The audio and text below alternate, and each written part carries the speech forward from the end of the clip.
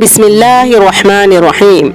السلام علیکم پیارے دوستو، آج کے اس ویڈیو میں ہم آپ کو بتائیں گے یہودیوں کی تاریخ۔ آخر یہودی کون ہیں اور ان کا مقصد کیا ہے، اور یہودی مذہب کیسے شروع ہوا، اور یہودی مذہب آخر مسلمانوں سے چاہتا کیا ہے۔ ان یہودیوں نے اپنے سینوں میں کون سا راز چھپایا ہوا ہے، اور یہودی لوگ کون سی پرانی نشانیوں کو آج بھی ڈھونڈتے رہتے ہیں۔ ان سب سوالوں کا جواب آپ کو اسی ویڈیو میں دیں گے، اس لیے آپ سے درخواست ہے کہ ویڈیو کو پورا دیکھیں۔ دوستو، دراصل یہودی ایک ایسی قوم ہے جنہوں نے ہزاروں سال اپنی زندگی اللہ تعالیٰ کی نافرمانیوں میں گزاری ہے۔ حضرت یعقوب علیہ السلام کے زمانے سے بنی اسرائیلی نامی اس قوم کی شروعات ہوئی، اور اس یہودی قوم کی ہمیشہ سے ہی فسادی فطرت رہی ہے۔ اللہ تعالیٰ نے بھی ان پر بہت ہی لعنت کی ہے، اور اس بنی اسرائیل کی دھوکے بازی کی پوری کہانی قرآن پاک میں بھی بتائی گئی ہے، جس کے بعد اس قوم کو دار حکومت سے ہٹا دیا گیا، اور پھر اس کے بعد حکومت کی ذمہ داری مسلمانوں کو دے دی گئی۔ دنیا بھر کی قوموں میں یہودی ایک ایسی قوم ہے جس کو اللہ تعالیٰ نے سب سے بڑا مجرم ٹھہرایا ہے۔ قرآن شریف کو غور سے سمجھنے پر یہودیوں کا جرم سامنے آتا ہے۔ پیارے دوستو، یہ قوم ہمیشہ وعدے کے خلاف کام کرتی تھی۔ آخرکار طور پہاڑ کو اٹھا کر ان کے سروں پر لٹکا دیا گیا، لیکن اس کے باوجود بھی ان کے وعدہ توڑنے کا سلسلہ چلتا رہا، اور وہ لوگ قرآن کی آیتوں کو بیچ کر اپنے گانے بجانے کا شوق پورا کرتے تھے۔ دوسروں کو نیکی کرنے کو کہتے تھے لیکن خود نہیں کرتے تھے۔ ان کو فرعونیوں کے ظلم سے بچانے اور سمندر میں راستہ دیے جانے کے باوجود بھی یہ لوگ اللہ کی نافرمانی کرتے رہے۔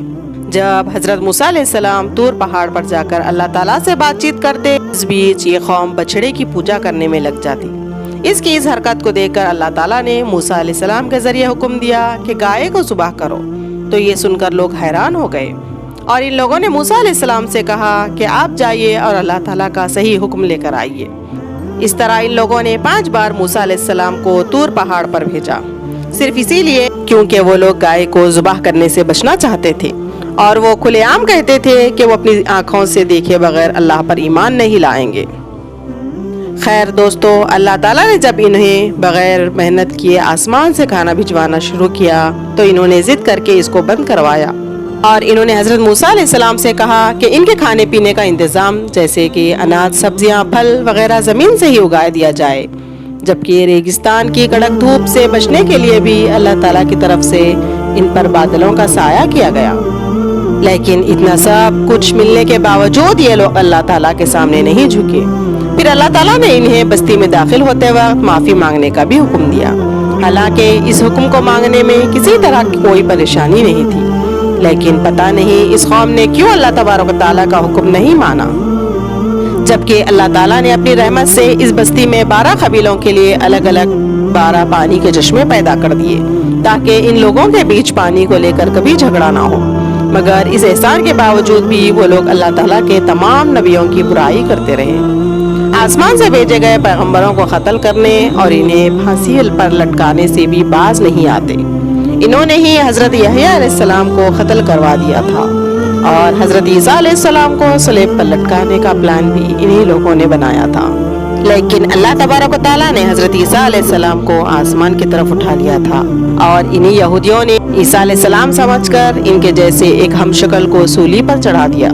یہ کہتے تھے کہ پیغمبر صرف بنی اسرائیل کے لوگوں میں سے ہی ہو سکتا ہے، اس لیے وہ بنی اسماعیل کے پیغمبر حضرت محمد مصطفیٰ صلی اللہ علیہ وسلم پر ایمان نہیں لائے، اور حضرت جبرائیل علیہ السلام کو 1 نمبر کا دشمن مانتے تھے، کیونکہ حضرت جبرائیل علیہ السلام وحی کے ذریعے ان لوگوں کی پلاننگ کی خبر اللہ تعالیٰ کے نبیوں کو دے دیتے تھے، اور یہودی یہ تک کہتے ہیں کہ حضرت جبرائیل علیہ السلام نے نبوت کے لیے کسی غلط انسان کو چنا ہے، معاذ اللہ۔ اور دوستو، اگر نبی کریم صلی اللہ علیہ وسلم کی مجلس میں ان کے کسی آدمی کے منہ سے سچی بات نکل بھی جاتی تھی تو وہ بعد میں انہیں برا بھلا کہتے تھے، اور بڑے دعوے سے اس قوم کے لوگ کہتے تھے کہ یہ اللہ تعالیٰ کے چہیتے ہیں، اور جہنم کی آگ انہیں کبھی نہیں چھوئے گی۔ حالانکہ اس یہودی قوم کے آپس کے جھگڑے بھی بہت سخت ہوا کرتے تھے، اور یہ آپس میں مار کاٹ بھی کرتے تھے، اور یہ قبیلوں میں جا کر قبیلے کے لوگوں کو بستیوں سے ہی نکال دیا کرتے تھے، جیسا کہ وہ آج فلسطینیوں کے ساتھ کر رہے ہیں۔ حضرت محمد مصطفیٰ صلی اللہ علیہ وسلم کے آنے سے پہلے یہ لوگ ایک نبی کے آنے کی بات کیا کرتے تھے، اور مدینے والوں سے کہا کرتے تھے کہ اس نبی کو آنے دو، ہم تم سے نپٹ لیں گے، लेकिन नबी करीम सल्लल्लाहु अलैहि वसल्लम के आने के बाद वही यहूदी रसूल पाक सल्लल्लाहु अलैहि वसल्लम के बुरे दुश्मनों में से एक हो गए। और तो और ये लोग जादू भी सीखते और सिखाते थे और इसी जादू से फसादात बर्पा करते और इस जादू को हज़रत सुलेमान अलैहिस्सलाम से भी जोड़ देते थे। हालांकि कुरान पाक में मौजूद है हज़रत सुलेमान अलैहिस्सलाम का दूर दूर तक जादू से कोई ताल्लुक नहीं है। हमारे नबी पाक सल्लल्लाहु अलैहि वसल्लम पर भी एक बार इन यहूदियों ने जादू करने की एक नाकाम कोशिश की थी और हज़रत सुलेमान अलैहिस्सलाम को भी वो एक नबी नहीं मानते थे बल्कि एक बादशाह समझते थे। माज़अल्लाह। नबी करीम सल्लल्लाहु अलैहि वसल्लम से ये लोग कुरेद कुरेद कर सवाल किया करते थे और मुसलमानों को भी ऐसा करने पर उकसाते थे। लोगों को हमेशा सच्चाई के रास्ते से, हक के रास्ते से रोकते थे और लोगों का माल नाजायज़ तरीके से खा जाते थे और जिना को भी आम करते थे। जब हज़रत मूसा अलैहिस्सलाम ने यहूदियों को फ़लस्तीन के हुक्मरान के खिलाफ जंग करने का हुक्म दिया तो इन यहूदियों के कौम ने कहा कि ऐ मूसा, हम वहाँ हरगिज़ नहीं जाएंगे, वहाँ पर आप जाइए और आपका रब जाए, हम नहीं जाएंगे और फिलहाल हम यहीं बैठे रहेंगे। इसका जिक्र कुरान मजीद के सूरह माइदा की आयत नंबर 24 में मौजूद है। और इनमें से कुछ लोग ऐसे हैं जो किताब पढ़ते हैं और ज़बान का उलटफेर इस तरह से करते हैं कि तुम समझो कि वो जो कुछ पढ़ रहे हैं वो किताब ही की इबारत है। कुरान मजीद की सूरह नाम की आयत नंबर 138 में मौजूद है। और मेरे दोस्तों, इनमें से एक जमात ये कहती है कि नबी करीम सल्लल्लाहु अलैहि वसल्लम पर जो कुछ नाजिल हुआ है इस पर सुबह ईमान लाओ और शाम को इनकार कर दो।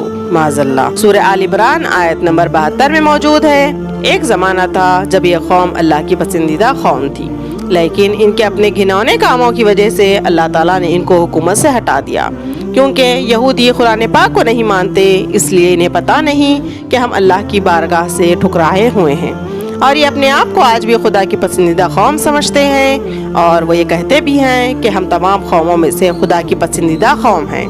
अल्लाह ताला ने इस कौम को बहुत सारे इनाम से नवाजा है।